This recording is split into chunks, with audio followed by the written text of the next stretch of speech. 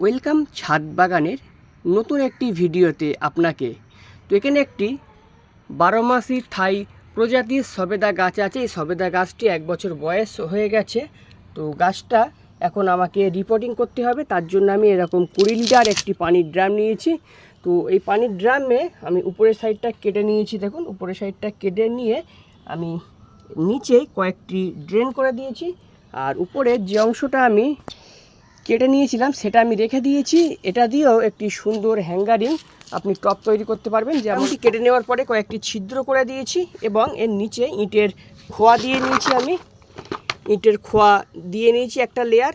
তারপরে একটা লেয়ার এখানে আমি এই লাল বালি দিয়ে নিয়েছি।